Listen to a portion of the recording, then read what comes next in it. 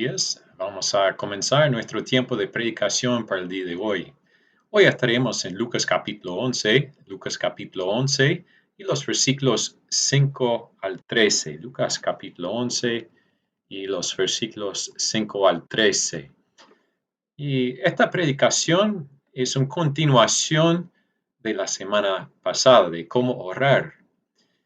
Pero esta semana me gustaría enfocarnos no solamente en saber cómo orar, sino cómo acercarnos a Dios.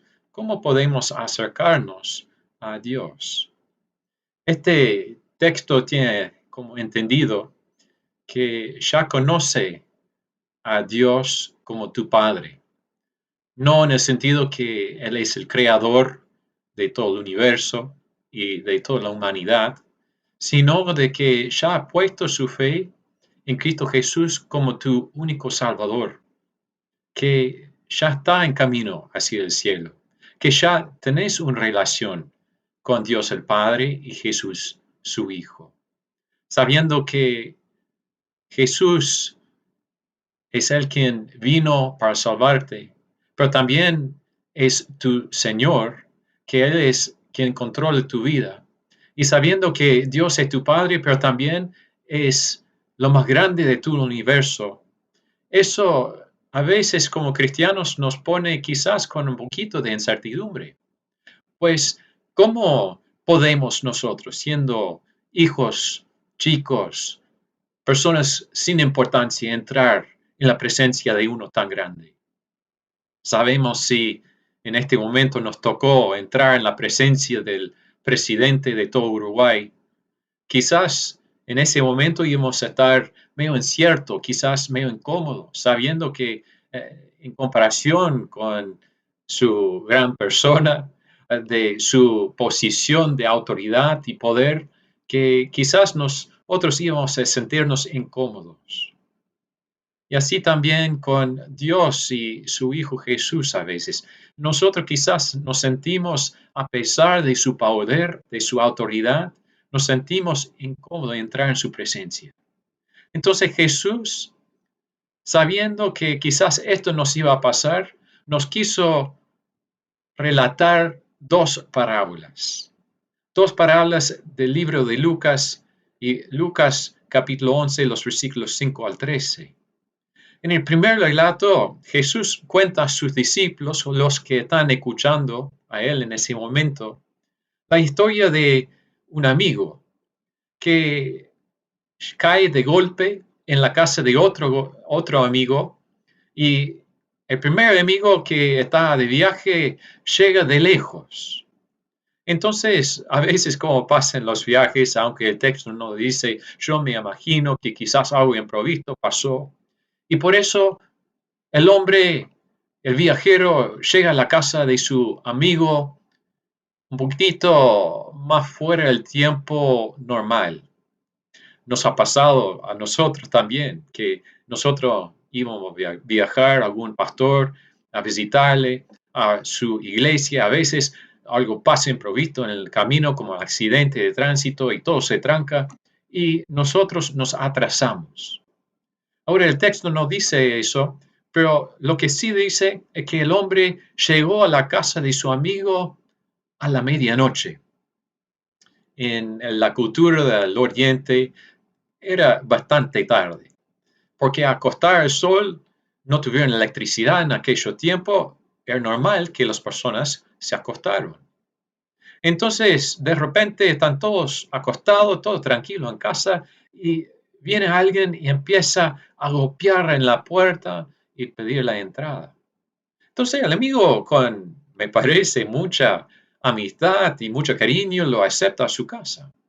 Pero la cultura en el Medio Oriente era que cuando uno vino de visita, de lejos, de viaje, la primera cosa, quizás después de lavar los pies de su invitado o su amigo, era de dar a él algo de provecho. Quizás un pedazo de pan, quizás algo para tomar, para refrescarlo. Pues no era muy común en aquellos tiempos tener lugares al costado de la ruta donde alguien pudiera comprar comida. Entonces este hombre, me parece, llegó quizás con hambre. Pero otra vez, el hombre llegó a la medianoche. Y justamente cuando llegó a la casa, el amigo del viajero no tuvo nada en su hogar para darle para comida. Entonces, igual como nosotros en Uruguay, muchas veces el hombre fue a pasar a la casa de algún vecino, otro amigo, que estaba muy cerca. Y a pesar de que era medianoche ya, empezó a golpear en la puerta del vecino, de otro amigo en el barrio, para fijar si él no podría alcanzarle algo por mientras tanto, aunque quizás era solamente un pedazo de pan. Pero eso sí era bastante molestia, porque como ya dije, a medianoche, toda la familia estaba acostada otra vez en la casa del vecino. En aquellos tiempos, muchas veces los hogares eran compuestos por solo una habitación. A veces los animales también estaban adentro, quizás detrás de alguna cerca, para que ellos no pasaran por encima de la familia, por supuesto, pero así compartían en la casa todo el mismo calor. Y todos se acostaban quizás en un colchón bastante grande, todo lo mismo colchón en el piso. Entonces, cuando el hombre empezó a golpear en la puerta para pedir algo para comer, alguna comida para brindar a su viajero, a su amigo, era una molestia. El vecino decía, por favor, no me moleste más. Anda, vuelva mañana, porque no quiero levantarme. Pero el amigo dijo, pero mira lo que me pasó, vino un viajero, un amigo de lejos y debo brindarle algo para comer, porque si no, van a ser una descortesía bastante grande. Y como siguió insistiendo, al final el vecino se levantó y alcanzó lo que él tuvo a su amigo vecino. ¿Qué nos puede enseñar este pequeño relato? Según lo que nosotros podemos entender de cómo nosotros podemos acercarnos a Dios por medio de la oración. En primer lugar, yo veo que la necesidad manda la petición. Aunque ya era medianoche y me era muy incómodo molestar al otro, igual había mucha necesidad. Y el primer hombre no pudo alcanzar lo que él precisaba alcanzar al viajero. Él precisaba pedir al otro para suplir en esa necesidad. Y así es también con nosotros. Cuando nosotros realmente entendemos que en nuestra vida que no podemos brindar a otra persona o no tenemos el recurso adecuado, ¿qué hacemos? No nos queda nada más, ¿no? Sino pedir esa petición, mandar esa petición a Dios nuestro Padre y pedir que Él suple nuestra necesidad. Entonces, qué bueno, ¿no? Es que tenemos un Padre que puede suplir esa necesidad, a pesar de que así a veces acercamos. La segunda cosa que podemos aprender es que la necesidad no era personal, sino para favorecer al otro. El amigo del viajero no estaba pidiendo un animal de carga, no estaba pidiendo un cambio de ropa, ni siquiera estaba pidiendo algo para comer, para alcanzar, para aguantar su propio apetito. No, esto era realmente necesidad de su amigo viajero, no para sí mismo. Si hubiera sido por sí mismo, me parece que hubiera regresado después el próximo día. Pero como no era para él y la necesidad era muy grande, él siguió insistiendo. Y así también nosotros. Veamos en nuestro alrededor muchas personas que tienen necesidades bastante grandes. Hay muchos de nuestros vecinos, quizás, muchos de nuestros amigos, quizás algún familiar que aún están en camino hacia el infierno. porque no han podido conocer a Cristo Jesús como su Salvador. Todavía están ciegos y sordos en cuanto a su condición pecaminosa. Entonces, nuestra petición tiene que ser que Dios salva a ellos, que el Espíritu Santo llene sus corazones de entendimiento de su culpa, de su pecado, para que ellos puedan entender la necesidad de alcanzar la salvación por medio de Jesucristo. Y no es que nosotros estamos pidiendo algo a nuestro favor, sino que acerquemos con esa idea de que es para brindar algo al otro que es más necesitado que nosotros. Otra cosa que yo veo es que el hombre ya tenía una amistad con su vecino. No llegó a su puerta de medianoche sin saber quién era de otro lado de la puerta, sino quizás hubiera pasado algo bastante bravo y feo. Así también nosotros. No debemos tocar la puerta del cielo solo cuando tenemos necesidad. Sí, no tenemos que pasar tiempo escuchando a Dios por medio de leer su palabra y meditar en ella.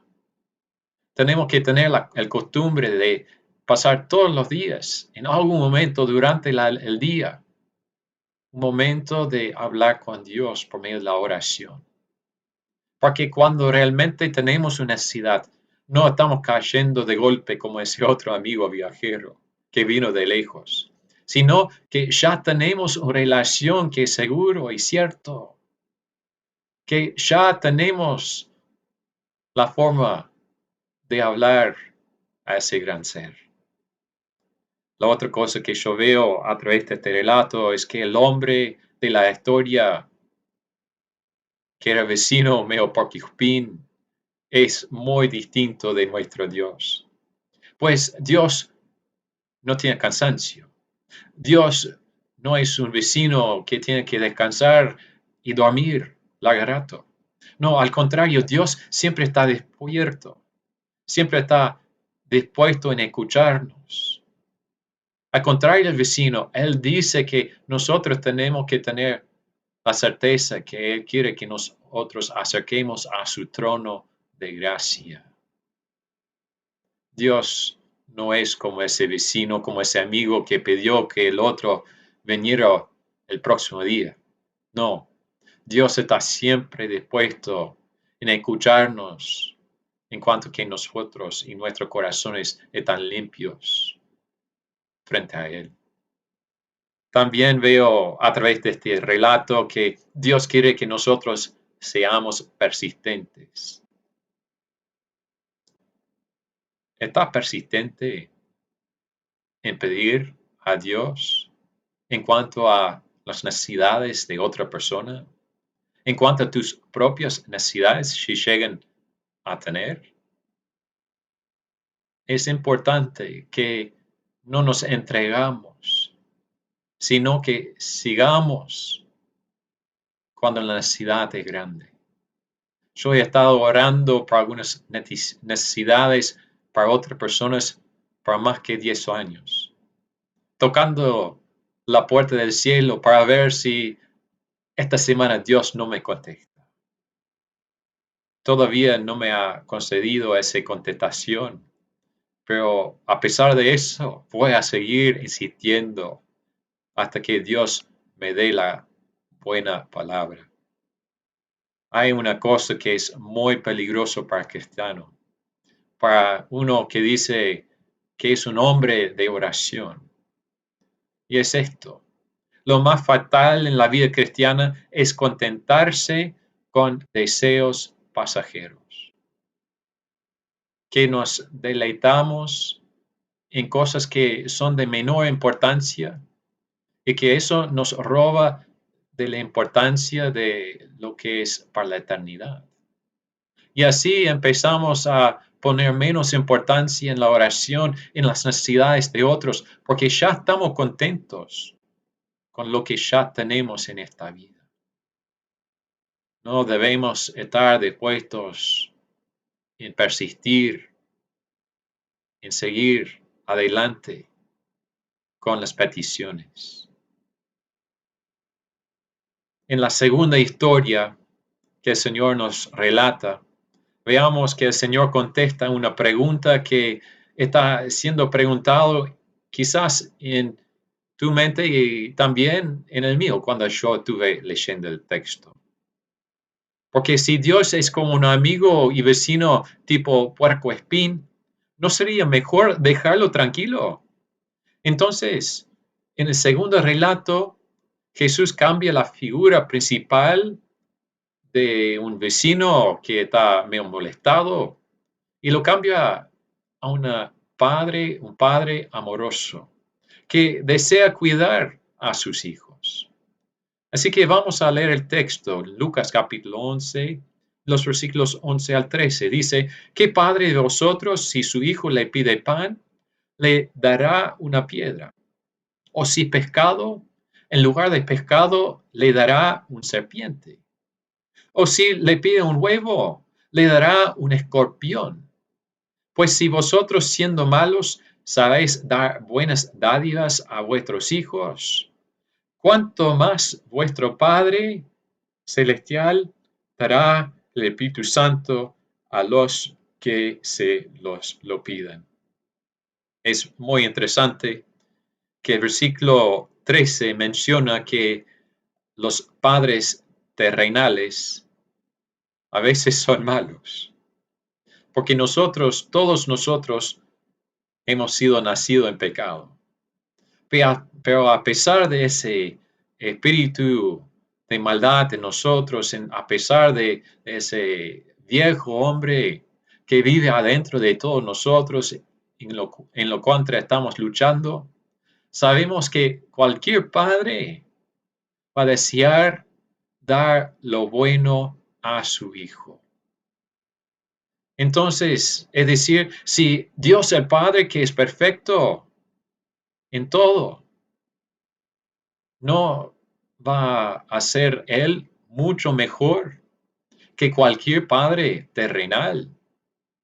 Ningún padre va a dar a su hijo una piedra de noche en vez de un pan, pues eso dañaría sus dientes. Y tampoco un pez en vez de un pez no va a dar un serpiente, pues eso lo podría envenenar y causar la muerte. Ni hablar de eso del escorpión en vez de un huevo. Qué horrible sería eso. Pero nuestro Padre Celestial es mucho mejor de cualquier Padre Celestial. Y aunque los padres terrenales dan buenos regalos a sus hijos, nuestro Padre Señor y el Dios de todo el cielo nos ha dado un regalo que es aún de mucho más beneficio a nosotros, sus hijos, que cualquier otra cosa en esta tierra.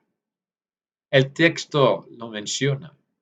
Dice, cuánto más vuestro Padre Celestial dará el Espíritu Santo a los que se lo piden. ¿Cómo podemos entonces tener el Espíritu Santo como regalo de Dios? Eso es sencillamente por medio de pedir a Dios el Padre la salvación por medio de su Hijo. Pues la entrada al Padre es por medio del Hijo. Y cuando el Hijo nos limpia de nuestros pecados a través de su propia sangre, a través de lo que ha hecho en la cruz del Calvario, a través de quitarnos de la esclavitud del pecado y redimirnos. Cuando nosotros pongamos nuestra fe en Jesús para hacer eso para nosotros, en ese momento, en la salvación, Dios el Padre nos sella, nos regala, nos bendice con lo mejor regalo de todo. No es un pedazo de pan, no es un pez, ni siquiera un huevo. No, es algo muchísimo mejor que cualquier cosa, pues es el Espíritu Santo. En el momento de la salvación, el Espíritu Santo está mandado por Dios el Padre para vivir adentro de nosotros.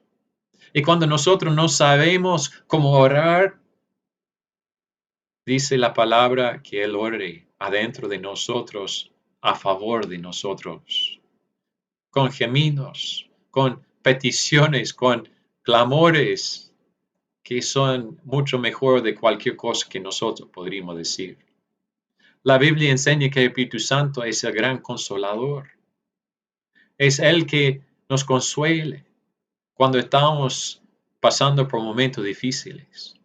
Él es el ser que vive dentro de nosotros, que ilumine nuestros ojos de entendimiento para que nosotros podamos entender la palabra de Dios.